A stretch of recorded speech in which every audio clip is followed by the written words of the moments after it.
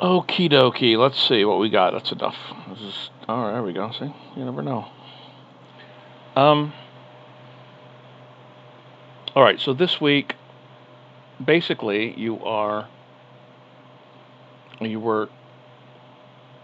uh, posting two paragraphs. So two body paragraphs from this next essay,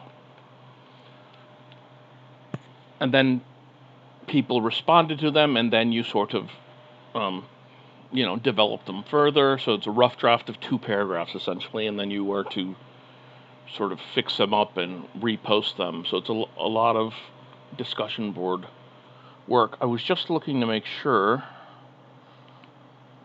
because what I was hoping to do, um, since for this essay also, the only thing that's due now after the discussion board is um, the the revision plan for this essay, right? Where you basically are just like, here's what I'm probably going to do and what I'm going to.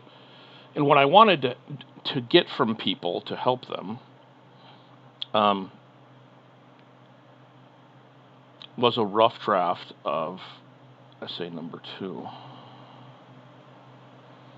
And I'm looking to. But the point was what I wanted, because I know the assignments were like, all right, here are two paragraphs. People comment on them, and then you sort of fix the two paragraphs. And then I was sort of hoping that you would have a more developed rough draft that I could look at, right? One that included like an introduction. So that was my theory about sort of adding the rough draft idea. So yeah, you could show me your two sort of updated paragraphs, and then also I wanted to see if you had more of the essay or not. So you can still do that if you haven't done that yet. I want to make sure to see what I said. Professor, wasn't the draft due Tuesday? I'm wondering if I put it the same day. I might have, which means it's going to be just the two. Yeah. I think last week the two paragraphs were due, and then this Tuesday the rough draft is due. Actually, it's tonight, I guess. So it says June 25th. So I guess that's what I was sort of hoping. So the rough draft. Well, wait. Rough draft of assignment 2 or assignment essay 2 is what I'm calling it. I think I made that due tonight, with the hope that I would get um, not only like your revised main paragraphs, but also an introduction paragraph. I guess that's what I was hoping for. Also, just because I sort of want to comment on the most up to date version of whatever it is that you have, just because I think that's most helpful. And there's time for this one. The next couple essays are a little bit faster, so we don't have that much time. But for this one, for example, all that's due on Sunday is your plan to revise, right? And then the final draft is due on Tuesday.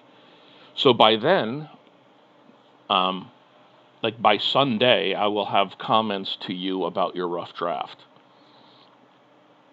So I wanted people to get it in, I guess, Thursday, with the idea that I would have it be able to send comments to people on by Sunday, and then you would have a few days. So if you have better drafts or whatever, if you have improved. Experiences with it. Um, this is a trickier one a little bit, because what you're trying to do, since what you're one of the things you're dealing with is this concept of like reading, and it's sort of this private interior experience. There's there's a place for being able to do that, being able to use your own experience. You do not have to do that though, but it's possible.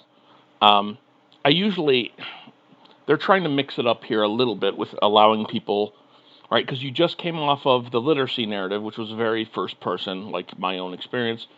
This one is a little bit less that, because you're trying to, make an argument about connecting up one process, reading, with influences, outside of us. Um, And you don't want to rely a whole lot on your own perceptions. You sort of want to be able to make an argument, um, and using the materials that we have, using the examples of how to read a scientific paper or whatever, more than your own experiences. So I would say it's not completely off the board to you don't like it's not forbidden to use your own personal examples, but I would say you would want to do it in a very limited way. Um, I'm actually was going to share a couple of older student essays with people just to give people an idea of what this. So what I want to focus on tonight, though, is what I want to try to figure out or help people figure out sort of what their main thesis statement is and what their main three ideas are. They had you sort of start with your present your two body paragraphs, which basically is you're explaining two different ideas, and presenting those, and then from that trying to figure out, okay, my overall thesis is the thing that I'm actually going to say is whatever, and you're trying to base that off of sort of what you've already written in your. It's that concept of writing the introduction or writing the thesis after you've written a bunch of the paper. The belief is you have some sort of idea what you want to talk about or what your sort of focus is going to be.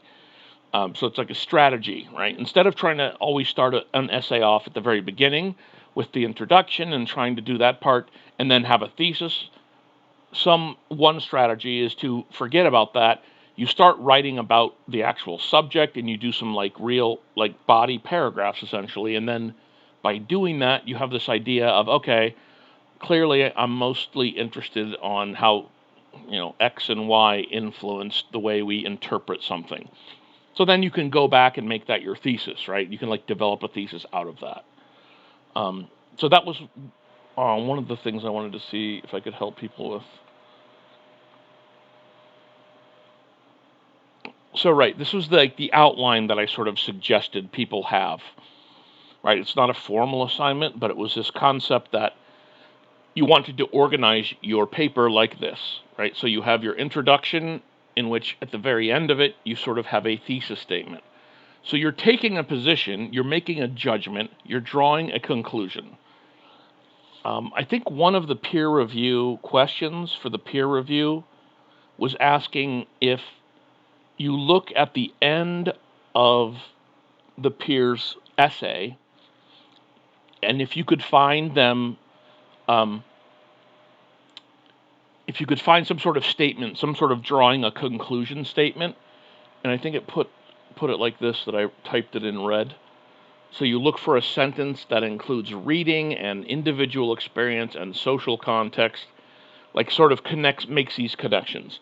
Because here's the thing, the conclusion is also the thesis, right? So in American essays, we do an introduction and we basically give our conclusion up front. This is the position. And then we go through the process of proving that. Now, most of us in our natural writing idea is that we will build up to it and then give the conclusion at the end, right? You don't give it away at the very beginning, but of course that's exactly what you do. So I think one of them, if I'm remembering this correctly, the peer review was trying to be like, all right, look towards the end of somebody's essay or toward the end and try to find a statement where they seem to be drawing some sort of conclusion, because that might be what their thesis is, right? So that goes back to that concept of, I'm going to write, the body of my essay and figure out, and suddenly I'm drawing some sort of conclusion about, this connection between reading or interpreting or any of it and the external experience. And so then I'm like, all right, I'm going to make this my thesis, and you pull it out and you put it at the end of your introduction. So I wanted to try to figure out or have people look at their own writing. Let's see if this was going to work.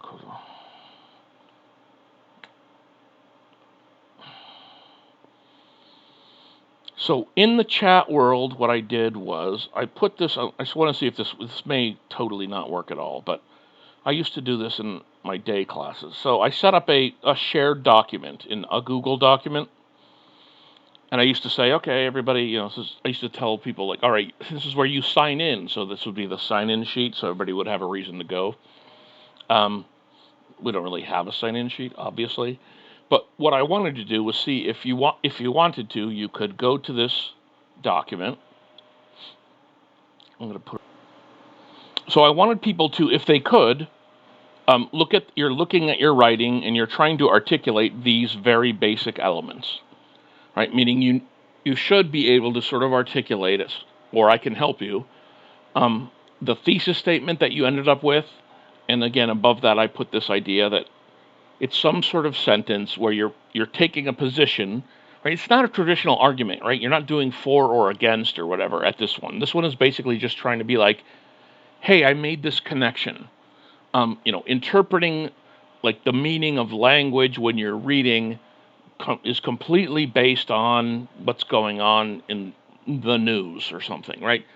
Something about you're making some sort of statement, taking some sort of position about how external things influence the way we read and write and how we understand or interpret meaning. Let me see. So you should be able to type on that document, is what I'm saying. And I won't display it forever. But I was going to have people try to look at their essay and try to figure out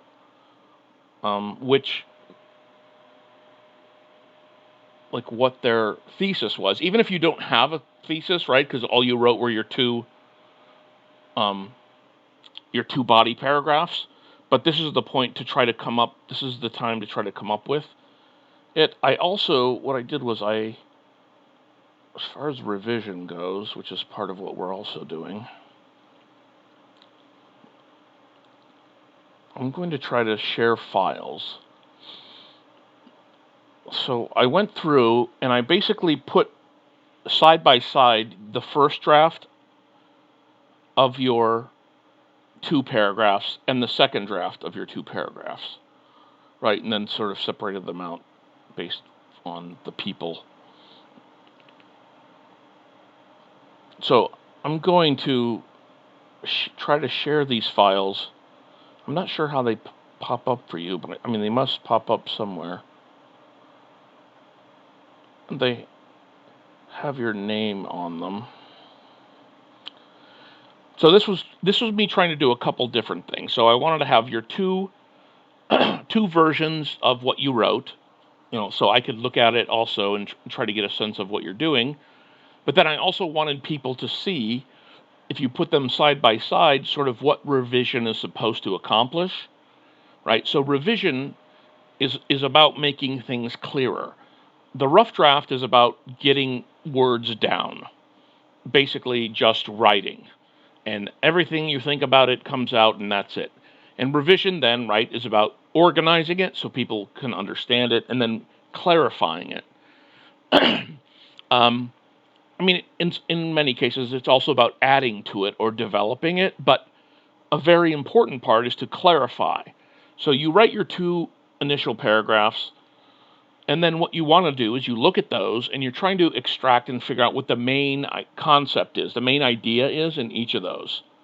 So that when you revise, when you're rewriting it, you have a sort of more focused goal because you know what the main idea is. When you're writing the first draft, you're just sort of, I know I'm talking about reading, I know I'm talking about these articles that we've read, but the revision part is trying to make it clearer.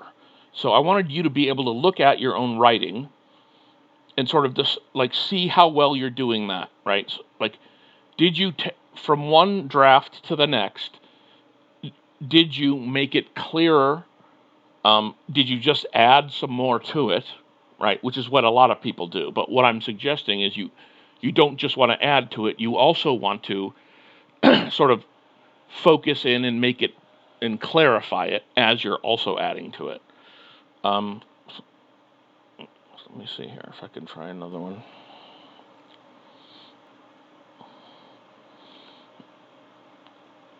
Well, let me know if you get these. So I basically, in my mind, what I've done. Hold on, one more person, and I will probably have.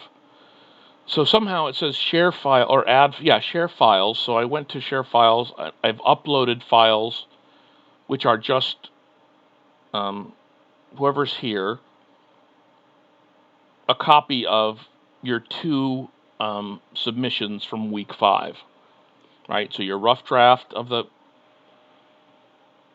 2 paragraphs, and then your sort of revised draft. I get it, but I'm not exactly sure where it would be. Okay. Do you have a purple tab arrow at the bottom of your screen on the right? Yeah. So if you click on that, it should open into something.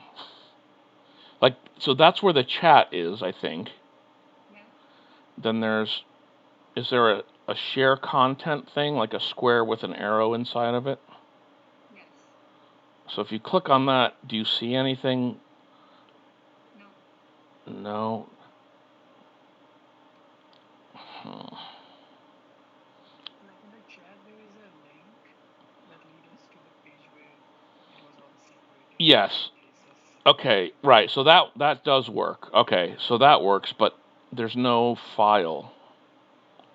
All right. Okay. I'm just gonna send an email. I mean, there's not 28 people, so it won't take very long, obviously.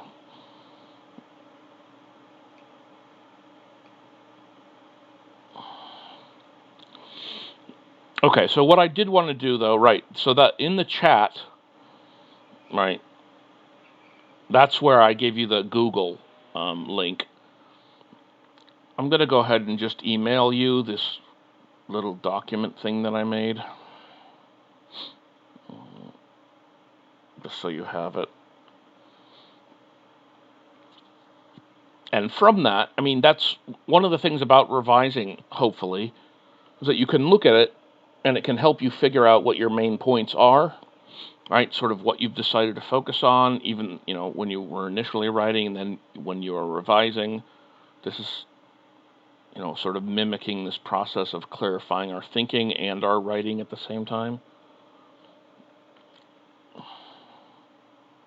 Professor, if someone else has written their own personal experience, can we use that one in our narration? Like, okay, he talks about that in that book. Um, yeah, I mean, that's what I was trying to say. Like, it's okay to use some personal experience in this, but you really want to also back it up with information from one of the readings, right? So if I'm going to say that I have this experience about when I read and how I interpret language, and I give an example, whatever, of me reading and understanding certain words and interpreting words and thinking about them in a certain way, I then also want to connect it to something that one of the articles is talking about, right? Be like, here's an example of the process of reading. So I'm reading this, and this is how I understand this language. I'm reading, like, I don't know, Mark Twain, right? And I'm thinking of it differently now than people thought about it, 100 years ago, just because the social context is very different now. That's fine, but I'm bringing in all that information about how the social context can alter people's understanding, things like that. So you can use it. You just want to help them if it's, you know, to make sure that it's connected to or supported by some other one of our, something from the essays or the writings that we're using. Professor, one more thing, like, should everything be supported by Hamilton's article? Like, we have 4 different sources, like each paragraph can be supported by like different sources. Well, Or is it different. It's different parts of Hamilton. Like, you don't need to find different sources. Is the hope.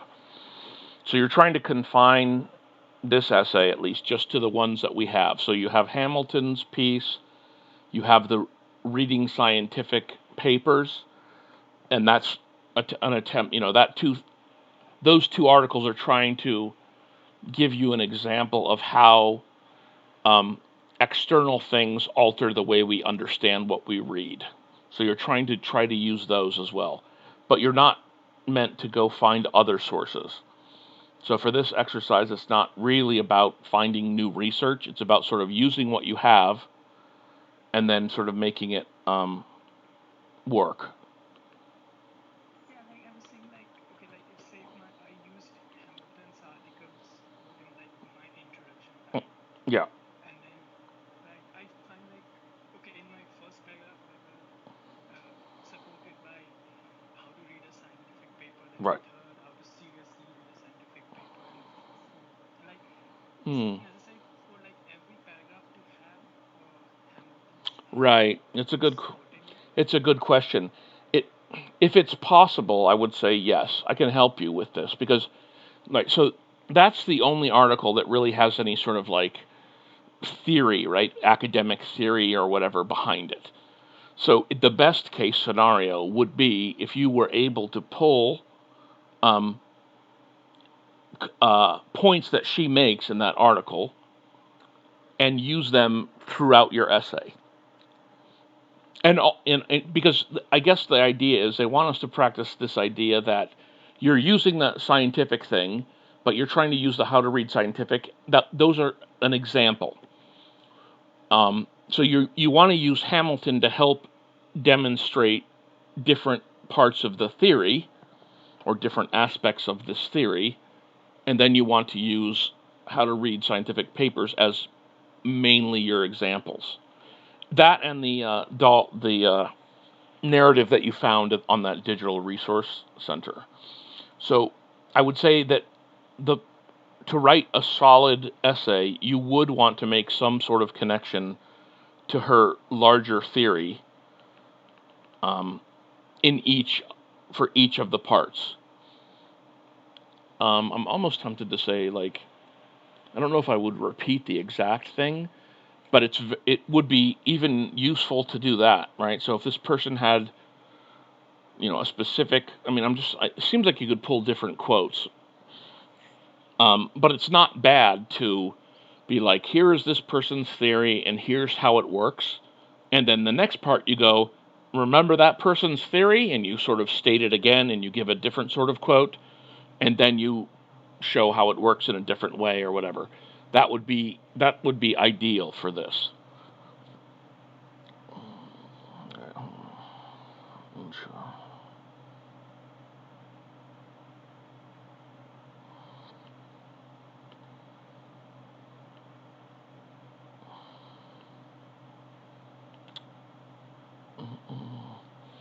So the thing that you're looking at least, or that I'm sharing anyway, right, is just the basic construction of a paragraph, which I wanted to make sure people were trying to follow. So what it means is that you have, um, a topic sentence. So the very first sentence should be expressing the main idea. And again, this is an idea that is supposed to be supporting your overall thesis. All right, so it needs to express the main idea. It doesn't say anything really specific. It doesn't quote anything. It doesn't. It's like a little thesis statement for this paragraph. So you're sort of presenting that, and then you're going to go ahead and explain what you mean by that. Um, One of the things to do or think about doing, right, is to define any terms that might help the reader understand it better. So even if it's a term that's familiar, it's not a bad idea to sort of define it in a certain way so that the reader understands what you mean by it whenever they encounter it, in the essay. Um, so anyway, defining and explaining and bringing in evidence, which means you're bringing in quotes from the different articles, and then you're introducing them, you're sort of setting them up, introducing them, and then you're making sure that you write a sentence afterwards that explains the meaning of the quote in a way that helps people understand why you put it there, or helps strengthen some point that you are making. Also, can a paragraph basis be No, you never want your thesis to be a quote. But if you find a quote that is worthwhile, you might want to find a way to work that in to the essay, because that would be great. But the thesis is not a quote. It never contains specific, like, detailed data, statistics, information. Um, it's really just a sentence that you're making that's trying to introduce, you know, the position you're taking and maybe hinting at some of the reasons that you're going to develop later. So you don't want to use a quote as a thesis ever for any essay.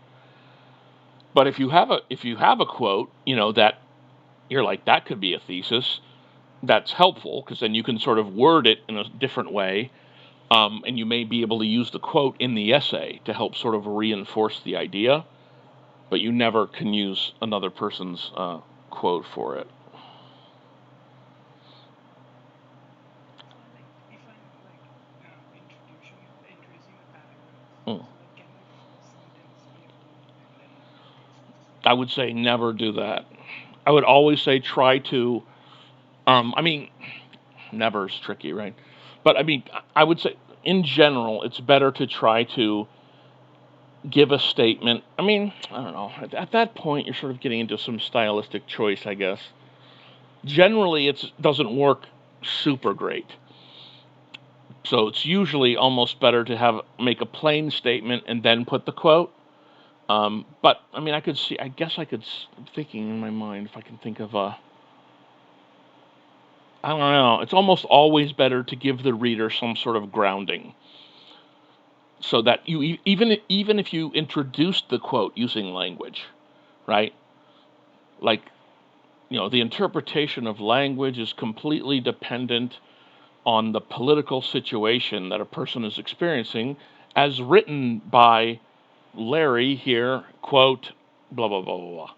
So maybe, you know what I mean? If you could sort of hook your own language in, but just to sort of present a quote out of nowhere as a beginning is usually not a great plan. But introducing it is sort of how you could, still get it in there. But the only time I've ever seen, at the very beginning of an essay, like almost before your introduction even starts, people do that. Like they'll put a quote by, like, Shakespeare, which is hilarious because that's just all fiction, but whatever, right? So they put a quote from Shakespeare at the very very top, and then skips a line, and then start the essay, and so that there's that, like, stylistic choice that people make, but that's not ever part of um, like the topic sentence or the thesis or anything like that.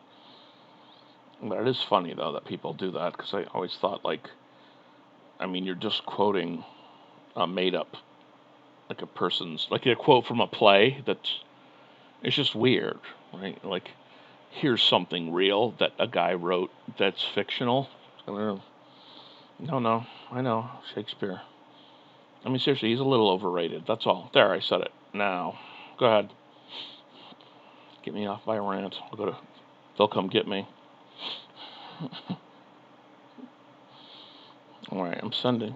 Like so here's the here's the example. Like they can use the like school made us literate but didn't teach us how to read for pleasure. It's a quote, but then Mm-hmm. I write school is one of the most influential experience of our life, and then I Yeah. talk throughout the paragraph about the school. So who's the quote from? By Is it uh, is it? not a famous I not know. that famous No, one. no, but is it? So wait, is it in one of the things that we wrote, or you're just from something else? I mean, is it in one of the articles we have, or you found it somewhere else? It's a good quote. Like it's a quote from somewhere else. Okay, so the choice you have to make is, it's only really valuable to do that if people know who you're quoting, right? So the only reason people do that with Shakespeare is because we all know who Shakespeare is.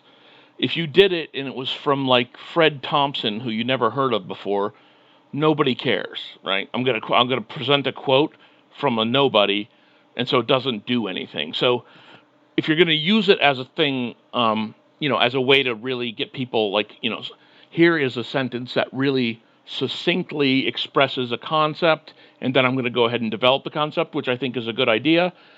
They either need to be, wildly recognizable, like Shakespeare, or you have to do the work of explaining who they are, right? So according to the mystic, the Hindu mystic, some blah blah blah, right? If I did that, then at least you'd have some idea of why I'm quoting somebody, like that they have some sort of credibility. So I don't know. I mean, you might be able to definitely. I mean, you might be able to pull that off. That you say, yeah, because it's a good point. School's a good one.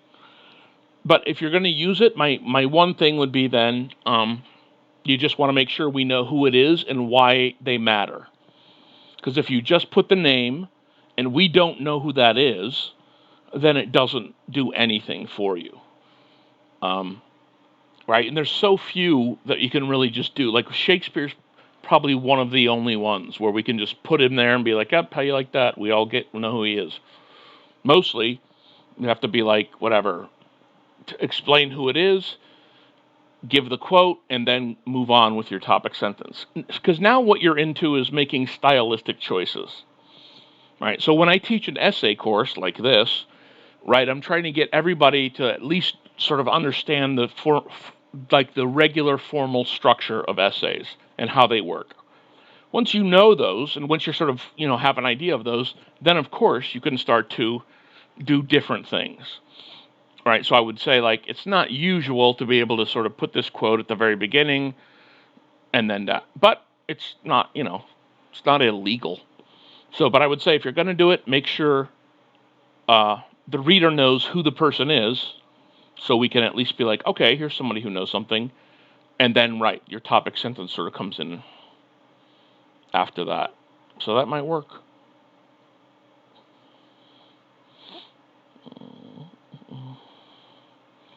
All right, let's see here.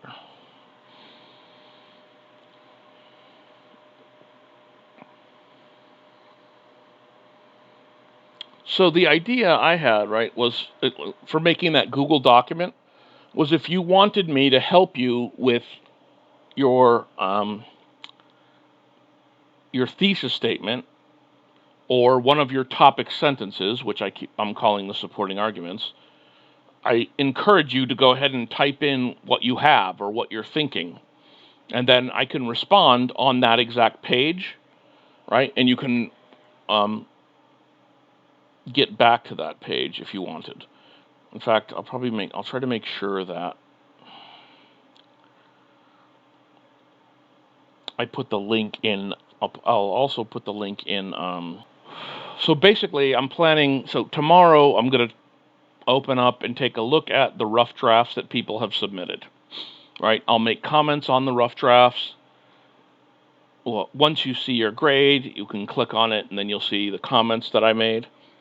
And then you'll have those. You'll have what your peer people said, and then you can finish your plan for your revision. Like, here are the things that I still need to do.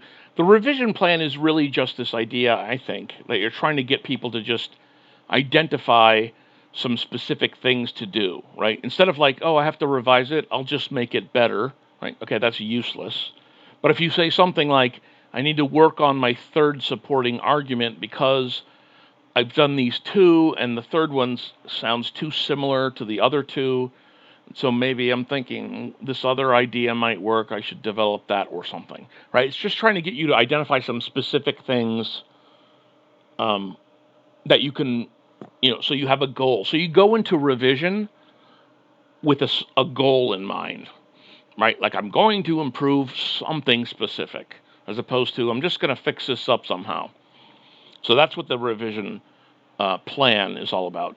So this is the last revision plan that we do. Like we have, after this, we have 2 more essays, and neither one of them, you're not doing a revision plan, right? And it goes a little bit faster. But the idea is, we're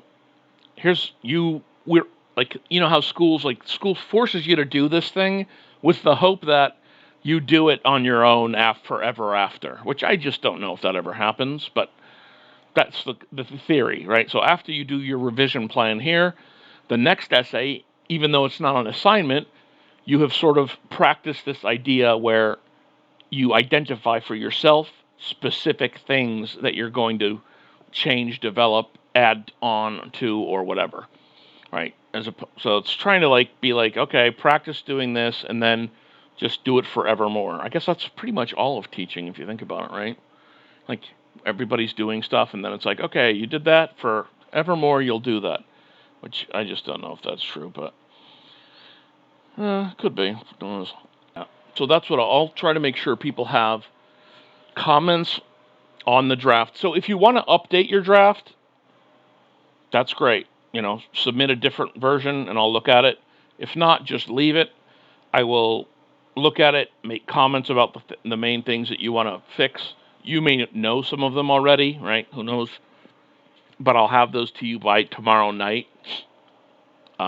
Then you can set your plan for Sunday, right? You're writing your revision plan for Sunday, and then you're fixing for the final draft that's due, I think, on Tuesday. So following our usual plan.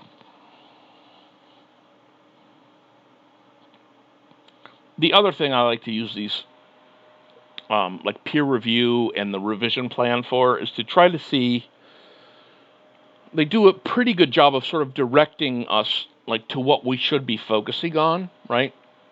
So in the revision plan, for example, it asks a few questions, and then it says it wants you to talk about 2 specific issues of these 4 at the very bottom, right? Using specifics from the examples, using Hamilton's concepts precisely, explaining your own perspective on the material. See, that's part of that. Using transitions to help the reader understand how your mind moves from one idea to the next.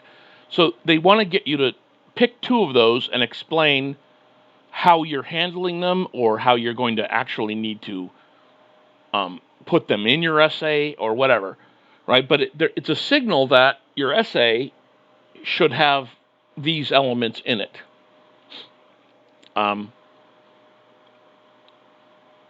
When it says explain your own perspective on the material, right, that's a little bit different than give your own experience, right?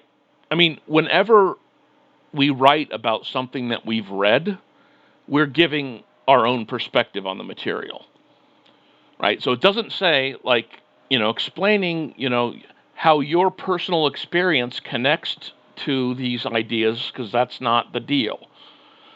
But it is suggesting that you are going to, in the way that you talk about the material, you will be sort of presenting your perspective or understanding of it, which is how I interpret it. In any event, so for the revision plan, you're picking 2 of those things to write about. And again, I would encourage you to pick ones that you either haven't really talked about yet and maybe sketch out a quick plan of what you might say, or maybe ones that you barely talked about, but you're trying to identify those 4 things in your essay, right? Where you use specifics from the examples, like the scientific reading stuff, where you pull part of Hamilton's, like a specific aspect of Hamilton's concept out, and you connect that. You explain your own perspective, meaning you explain how you understand the concept, and then also how you might transition from one idea to the next. Like you're trying to use language to keep people following your train of thought is, I guess, the other idea. All right, let's see.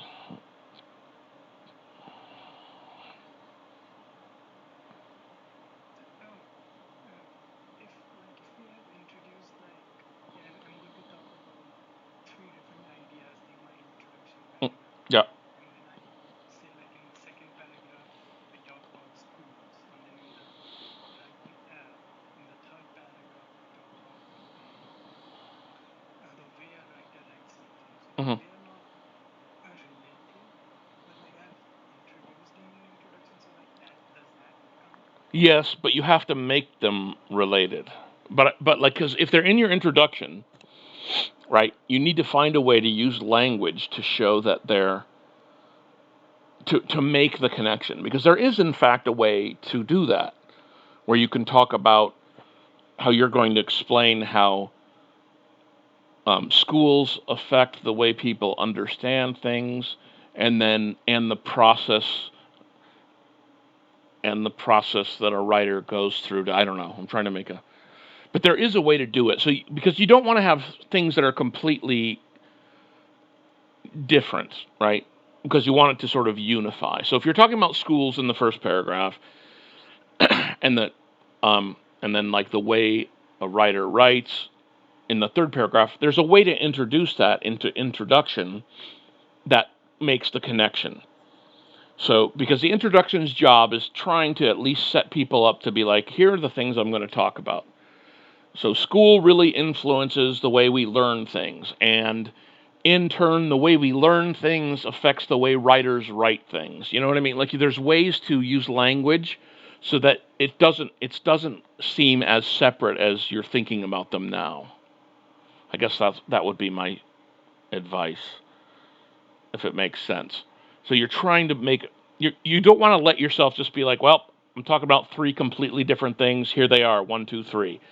You want to actually try to make yourself be like, okay, how can I make these connected? Like what is a way to present them, using language in a way that says, okay, here's what I'm going to talk about here, and then I'll turn my attention to this other thing. But they're sort of in the same ballpark is the hope. And I can help too. Also, I mean, if you have that as part of your rough draft that you submitted, I can, and since you brought it up, I can take a look at that specifically and try to help. Um, okay, and it's in that one. So I will look at that, and then I'll make a few helpful comments. I mean, does the concept make sense? The idea that you can do that? Like you're making yourself do it. It's not easy often, but that's the idea, is that you want to find a way to relay it or present it in a way that's, that they're both under the same umbrella of whatever it is you're trying to express. And even if they are different, parts of the process or parts of the concept, presenting them as parts of the concept still makes them connected. That's a good question, though. Right. Yeah. So that's your revision plan. So your revision plan discusses the things that you're going to change, but then also explains two of those four things that you may need to still include or work on. So what they're trying to get you to do is look at your own rough draft, read these four ideas, and make sure that these ideas are showing up, right? That you're sort of doing them somehow. And if you're not, or if you barely did, then part of your revision plan is to say, okay, I'm going to improve the